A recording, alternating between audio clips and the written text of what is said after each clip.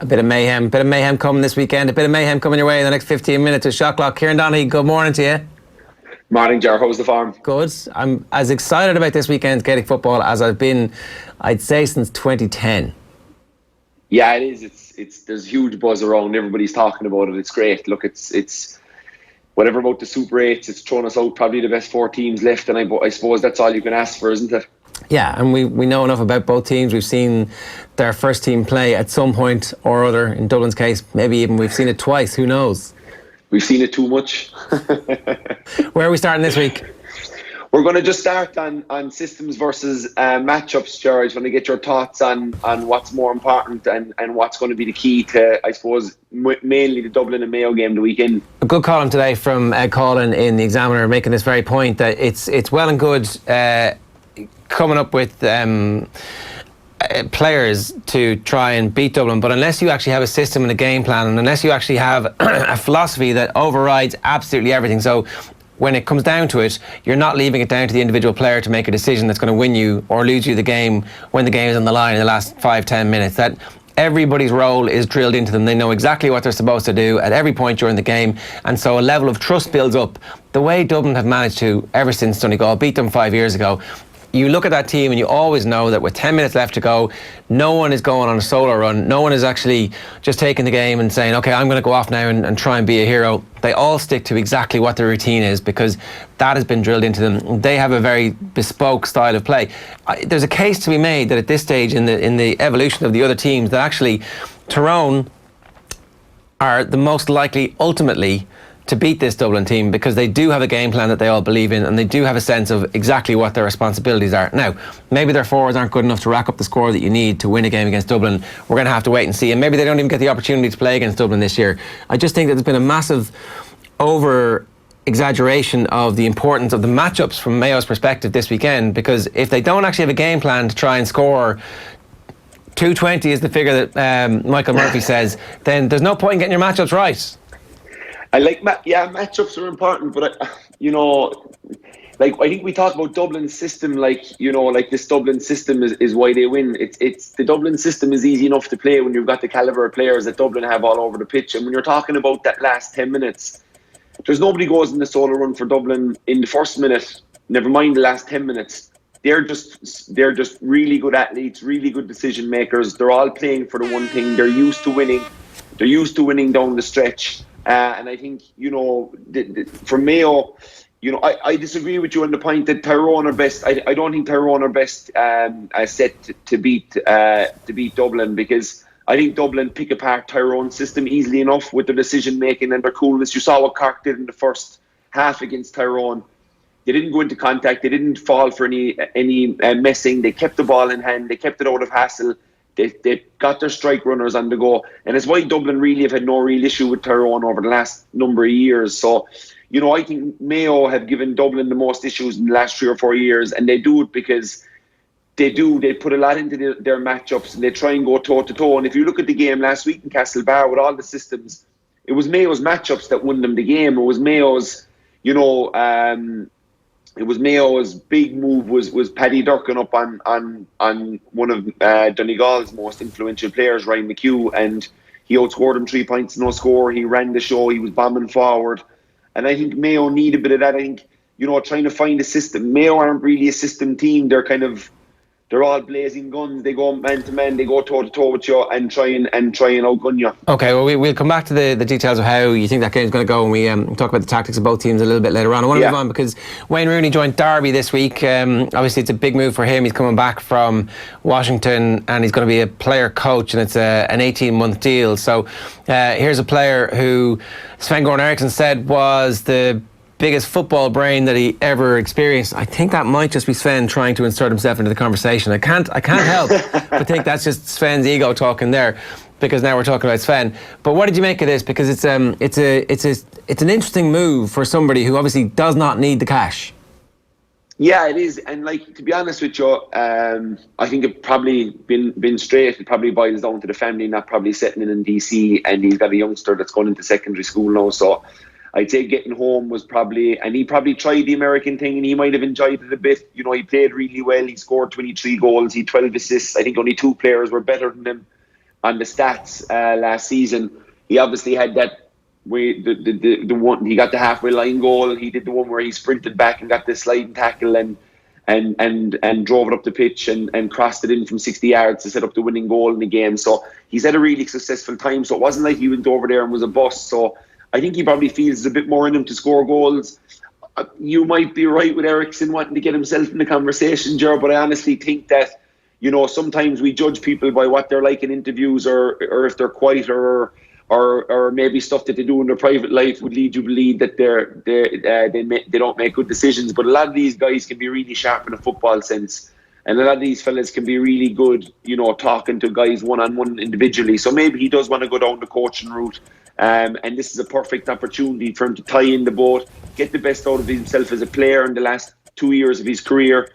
Obviously learn off of, you know, a Dutch great and Philip Kaku. So he you know, it's a good move for him. Lampard was in there last year. These players obviously deal well with a young manager with ideas, and I think with Kaku and Rooney in the background on that side of it will be huge, but also Rooney on the pitch will be massive for them. So I think it's a good move for Wayne, to be honest, and a one that if he does want to go into management and coaching, it might be a nice step for him. Yeah, it is definitely a fairly humble beginning for him, but not the worst one that you can kind of imagine. The transfer window, let's move on, because we're talking about winners and losers in the transfer window. You're a Chelsea fan. David Luiz is going to Arsenal. Owen has been telling us for the last 24 hours that Arsenal are winning the transfer window at the moment. John Duggan's making the case for Spurs. How do you feel Chelsea have actually done in this transfer window as a matter of interest before we get into the winners and losers? Well, we couldn't do much in the transfer window, so you know, I'm glad Tammy Abraham's back from Villa. I think he was really good last season. I watched a lot of Villa last year, and you know, his movement and pace and athleticism is something that I think you know, it's something that Chelsea can work on. I think Kovacic is a good signing from full time from Real Madrid. I thought he was brilliant for us last year. The American lad Pulisic is going to be a good option. Yeah, he's going to be a good option too. I think he's playing really. I think he's going to be good for us. So for a crowd that couldn't do anything in the transfer window, I think we've done okay. Losing David Luiz is a bit of a loss, to be honest, if we go, because I think he's best season last year in the Chelsea jersey. Sarri kind of, you know, went with him, and Gary Cahill gone as well. Yeah, Gary Cahill. Well, Gary Cahill was he's been gone really for us for the last season and a half. Really, he hasn't been a factor at Chelsea for the last season and a half. It was actually tough to watch a player like Gary Cahill, for what he'd done for the club, kind of sit there and rot on the bench under Sarri. I found it tough last year because I like Cahill and what he did for Chelsea. So, you know, I'm glad he's got his move and he's able to play. But yeah, look, Arsenal obviously, you know, if they get David Luiz, if he plays with the form that he did last year, because he's a ray of passing, yeah, he's a bit headless, and yeah, he'll make the odd mistake, but he's a footballer. He tries things, and we should embrace that as well. Like, you know, the passes he pulls off. He'll have Tierney and Bellerin bombing up both wings. You know, Arsenal have done well in the transfer window, and yeah, a few clubs haven't done much. So it's Arsenal are probably the winners if they can make these deals today and get them over the line. Yeah, I actually think despite the fact they've had the transfer embargo, that by bringing those players back in from loan when they're ready to, Chelsea have also had a really good transfer window. Somebody said that it's worth about 200 million, the talent that they've managed to bring back into the club who weren't at there, and they've got rid of a bunch of players too. So I don't know, I wonder, are you feeling confident about how the Lampard era is going to start? Do you think a top four place is a potential? Yeah, I did something for the Star newspaper there yesterday, and I picked Chelsea to be in the top four. I think they'll be good under Lampard. I hope he'll get a bit of time. I'm pretty sure that he's done his best to negotiate that. But as we know, Mr. Abramovich is cold. But you know, Lampard has been a serious servant and has given Abramovich a huge amount of joy. So he's going to have more leeway probably than anybody else has had before. And I think the fact that they're banned in the transfer window, he'll just let him at it. And Lampard worked really well with a lot of young players in Derby last year. And you know, them few fellas getting back, the talent we've brought back in is exciting for us. And you know, the fact that there's no real pressure. Chelsea often start the season with a huge amount of pressure because they've bought big in the transfer window. And Whereas this year we really don't. We can go about our business, and it's look, the Premiership is always it's a week away. It's a few days away. It's hugely exciting. 24 hours. Okay, let's move on. I want to talk about GA managers on the move. Obviously, there are a bunch of very interesting jobs up for grabs at the minute. McEntee to Monaghan is one of the big rumours that was doing the rounds in the last 24 hours. Jack O'Connor to Kildare is the other one, and then Paul Galvin has joined Wexford already. There was a buzz around the club championship matches. Galvin was at a game. We talked to Anthony Masterson yesterday. He said that there was just a sense that Galvin was watching them, which is exactly the type of box office that a county like Wexford needs. How good a manager do you think Paul Galvin's going to be? I think he'll do a really good job with Wexford. They're starting off a very low base, but Paul will have them. Paul will have them playing. He played with Fenwick all his life. They grew up. I've gone out there for a few county league games. It's a tough, intimidating place to go, and they're picking from a really small bunch, but they really play together. They really work for each other. They always have each other's back. You don't want to get in a row out in Fenwick, Ger, because you want the wing mirrors up all around you. They're really close-knit bunch, and I think Paul will have them playing really much together for themselves. He'll certainly have ideas, and he'll certainly have an ethos in the way he plays. But as you said, look, he's already galvanised the county. Everybody will want to play for Wexford next year because there'll be a bit of a razzmatazz around it, and I'm sure guys will want to play for a guy as intense as a guy who thinks the way he does about the game. He's very thoughtful. He's big in body language. How fellas carry themselves. So it's only good for Wexford and Paul, really, because there can't be much pressure on anybody in this situation. Like, Wexford are well down in Division 4 last year, so he's got a lot to work on. He's got a lot to do, and it could take a bit of time, but he will get them playing for each other, and he will get them fighting for each other, that's for sure. It'll be an adventure. What about Jack O'Connor at Kildare? Obviously, he doesn't have the same depth of talent that he had when he was manager of Kerry with you guys. Yeah, no, but Jack will manage to get the best out of the players he has, and if he's got a good, young kind of backroom team there that's bringing plenty of new ideas and energy to him, Jack is a good manager with players, and maybe a few of the guys that weren't playing last year could come back under a manager like Jack. They know he's got a huge pedigree. They know he has had success. He's been involved in coaching, I'd say basically since near the end of his playing career. I'd say he was a bit like Wayne Rooney. I'd say when he was in Drummond, when he was being the player coach down there, it was all the way that he wanted to see the game go. So he'll get them going right. That's the way Kildare want to go. I know there's a possible Anthony Rainbow and Glen Ryan ticket there as well, which and if you get the three of them together, if someone could take a backward step and get the three of those lads in together, it could be an unbelievable backroom team for Kildare. But definitely Jack would be a very good appointment for them, and McEntee as well going to Monaghan. They need as good as a job as Malak O'Rourke did with them. I think this year kind of showed that maybe just that new voice is probably needed with that group, and they're going to lose a few great stalwarts. Probably the likes of Vinnie Corrie and a few others, Desi Mohan, who put in huge years and huge success in the Monaghan jersey, will probably go. So he'll be working with quite a young new team going forward if they take that job. So yeah, look, it's exciting. There'll be three managerial appointments. We know Paul has made, but the other two would be exciting as well. Yeah, plenty more to come as well. Let's move on. Top six forwards. We've been kind of talking about this as the season has gone on. There's a surprise omission, I might suggest it. But look, it's early yet, and I think after the semi-finals, there's probably going to be a couple of big performances from individuals who might be able to get into this. But give us your top six forwards of the championship so far. I'm worried now that you've won our mission, because I sent a message yesterday. I sent another email last night, so I'm wondering which one you have. But I'll give you my top six forwards that we're going with. I have Matty Donnelly at 10, Conor Callaghan at 11, Stephen O'Brien at 12, Clifford at 13, McShane at 14, and Paul Mannion at 15. So that's what I'm going with. One jar. No Sean O'Shea.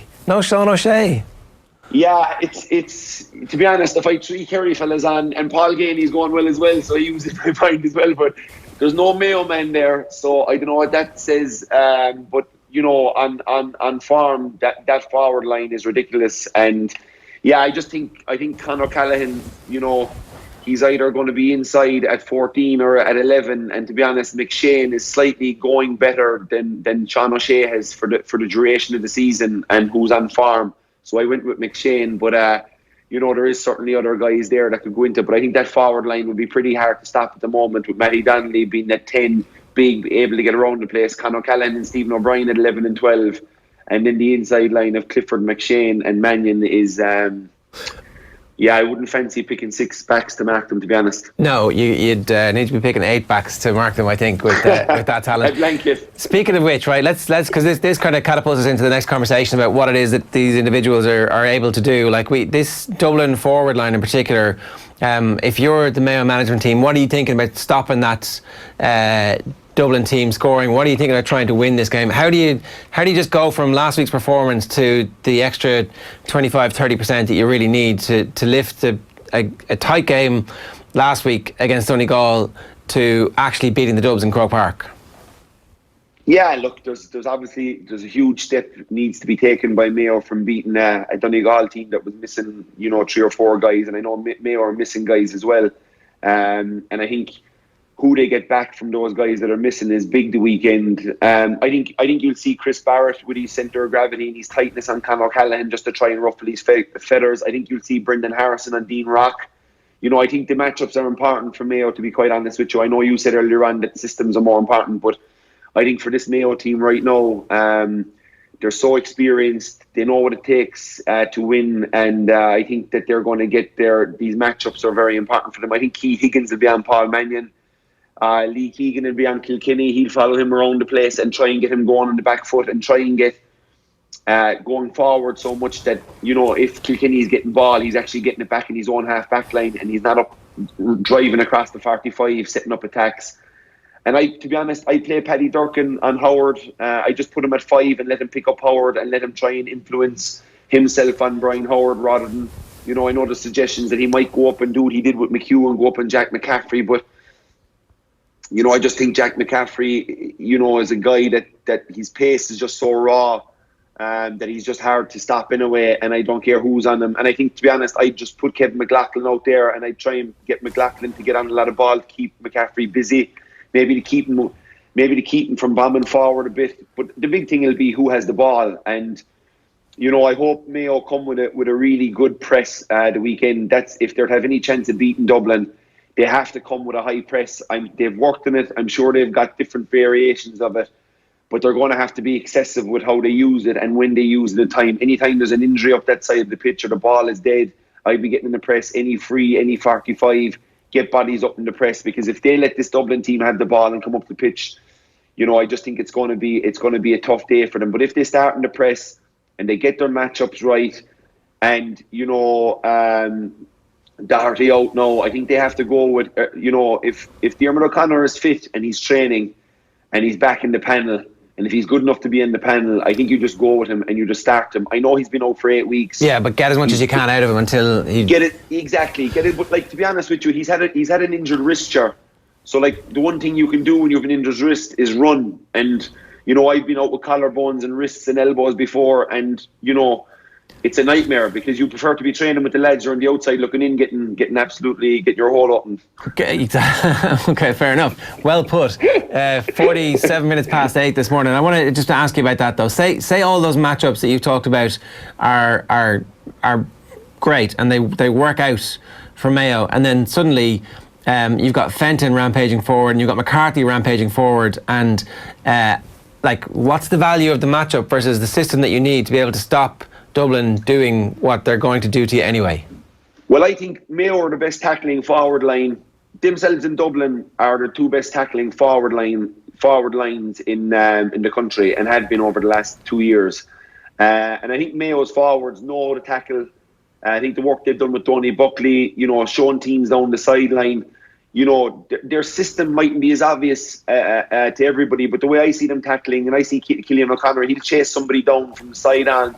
He'll keep them going down the wing, and what that allows the opposite side to drop back in to create help. They don't really have you know, they might play a sweeper against teams that drop a man back against them, but, you know, their matchups are so important for Mayo is because I think Mayo's forward line will always hold up and tackle, and that's why I think they need to start a Diarmuid O'Connor or a Matty Ruan at centre forward that'll be able to go with James McCarthy, that'll be able to track him. You've got McLaughlin and McCaffrey. I had one last crazy idea. Is there any point in starting O'Shea at full forward? If you've got Matthew Ruan back and you've got Seamus O'Shea back, is there any point in sticking Aidan O'Shea in full forward and just going, everybody for the last year and a half has been saying you've got a weakness under the high ball in the full back line. We're going to test that today, lads. We're going to see just exactly whether or not you do have a weakness in our full back line.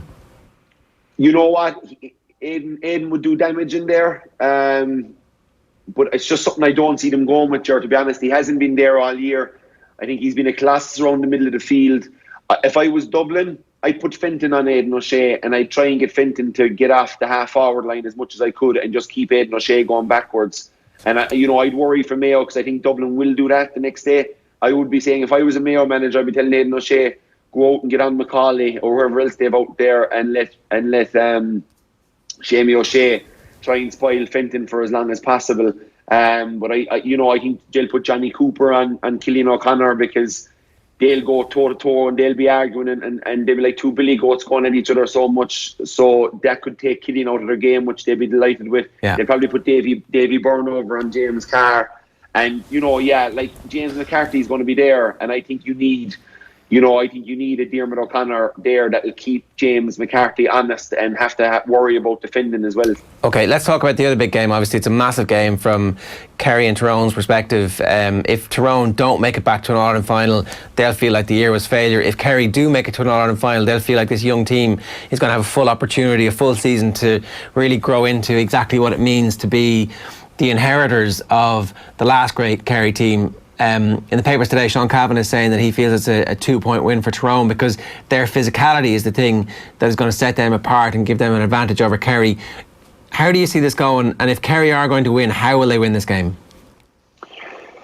I think they have to. I think they really have to be their decision making and their coolness on the ball and to not force it is huge the next day. To be honest, I think Kerry will be solid defensively. I think they'll keep guys back. I don't know will they go as much as they did in the league game because they didn't have much time to work on anything else, so they went with a kind of real defensive system. But you know what? It wouldn't surprise me if Peter Keane was holding that for these two knockout games because I hope he's doing that because, how open they were against Meath and Donegal.